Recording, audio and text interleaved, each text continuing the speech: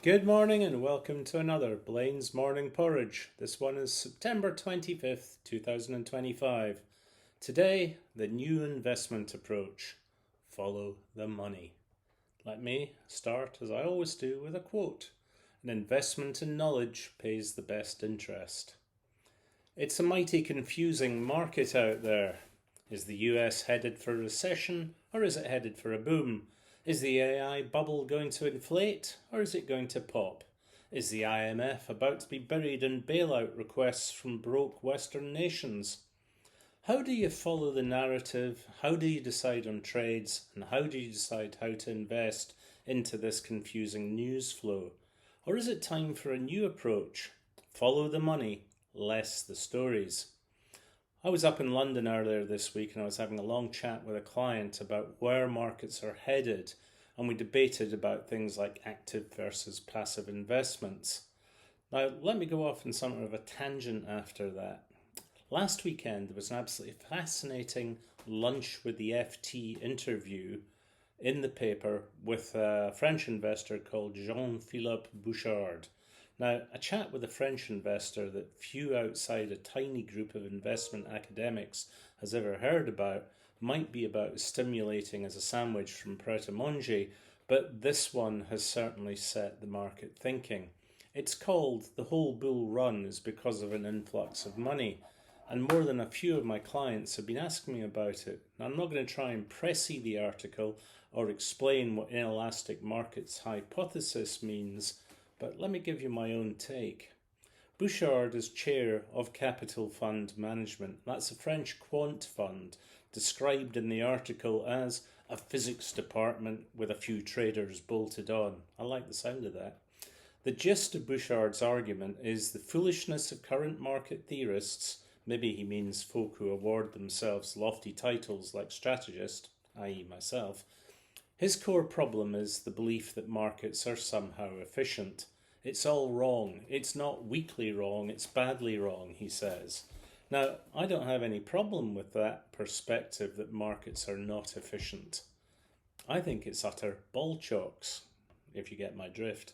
Now, one of my money market mantras is markets are not clever. They simply reflect the weighted stupidity of participants.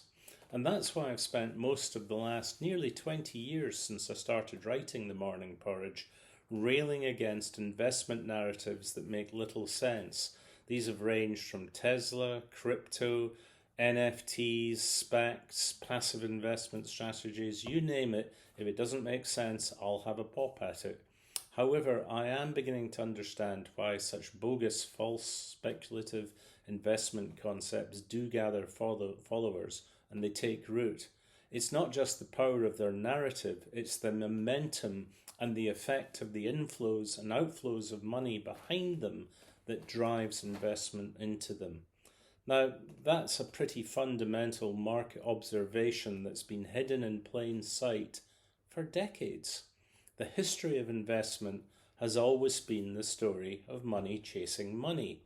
Now, the drivers of that behaviour might be in the psychology of FOMO, the fear of missing out, or in lines on a chartist's chart, but there is clearly some kind of underlying financial gravity. Money attracts money. Thus, when money flows into or out of a market, it has a disproportionately large impact on prices in that market. Now, that makes perfect sense in the large markets and especially in the smaller, imperfect, illiquid markets, where a relatively small change in the flow can trigger exorbitant up and down price movements. For instance, this week we've seen a number of falls in Bitcoin, and they appear to have been triggered by relatively small exits by retail whales rather than any fundamental change in the economy or in the mumbo-jumbo that passes for crypto investment theory. Now, that all kind of makes sense to me because Bitcoin is a tiny little market, although people think it's huge. An awful lot of Bitcoin is wrapped up in a very few funds, and many of the original Bitcoin wallets have never ever been touched. There can only ever be 21 million Bitcoins, but at a guess, 10 million of these will be completely immovable. And that's why even just a few retail whales taking profits in recent weeks has triggered a down move.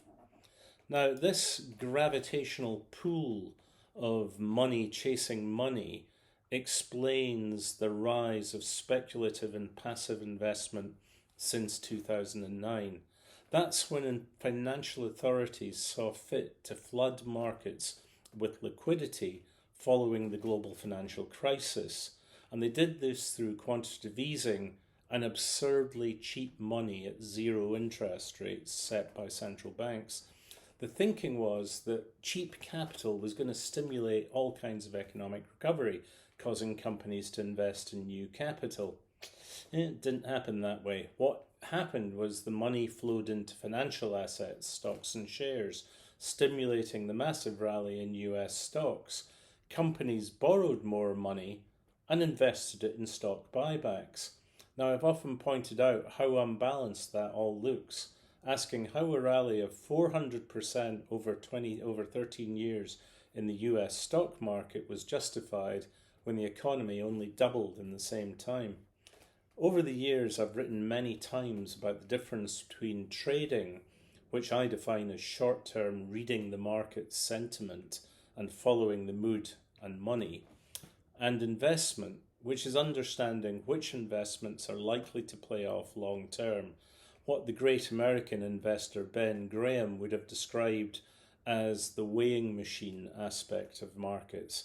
In the long run, the better ideas tend to do better.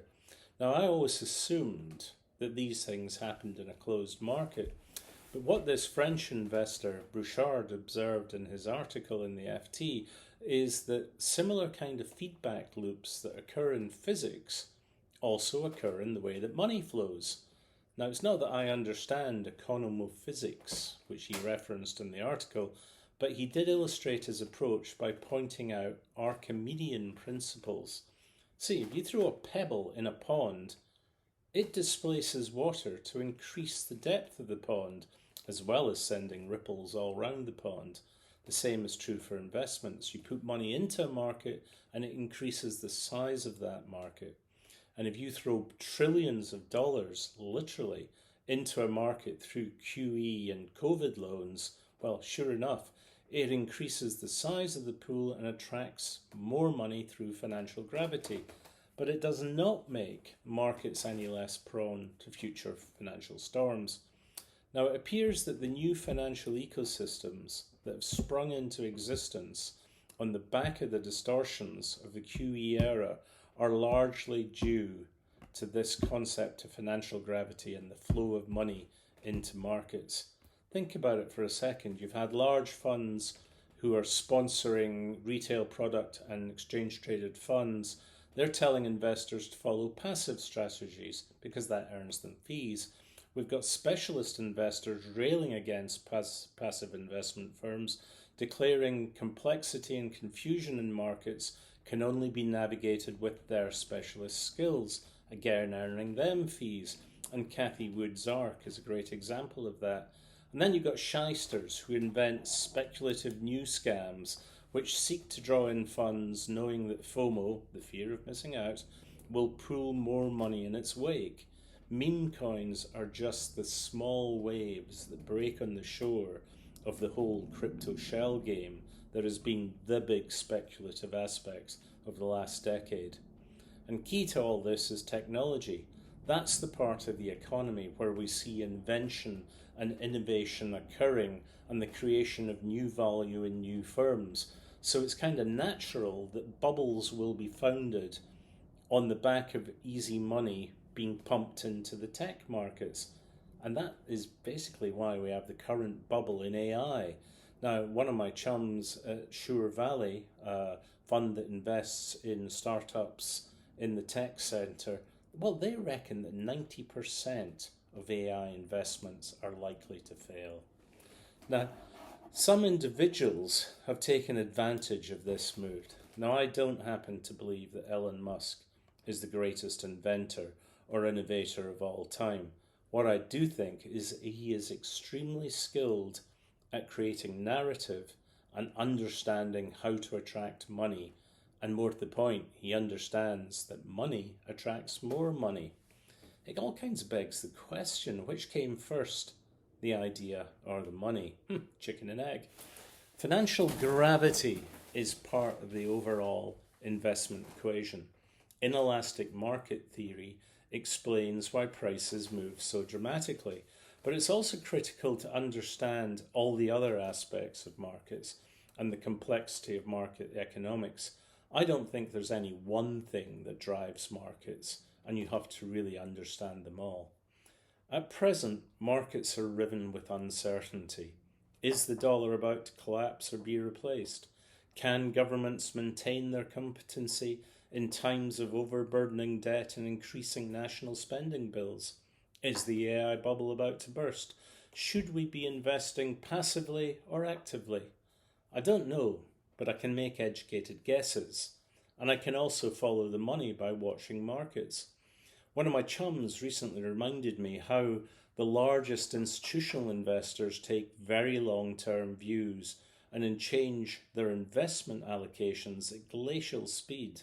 But their size means that they are dictating capital flows and are therefore very important in this financial gravity concept. We know that what they do drives markets. Maybe they're the equivalent of control rods in the financial reactor. Now, moving forward, I might suggest watching the US dollar much more closely. If it continues to wobble, forget all the thoughts about managed devaluations and see it as a fundamental redirection of money flows away from dollars. And that begs questions, where will it flow in the future? Perhaps it's time to go with that flow. Anyway, thank you very much for paying attention today. I'll be back with another of these Morning Porridge videos in the very near future. You can find the Morning Porridge every day on the website morningporridge.com, where you can sign up and subscribe. The videos usually follow a day or so after the actual article, and they do tend to be a bit different because I'm beginning to learn to go offline a little bit. Anyway, thank you very much for your attention. I'll be back soon. Cheers.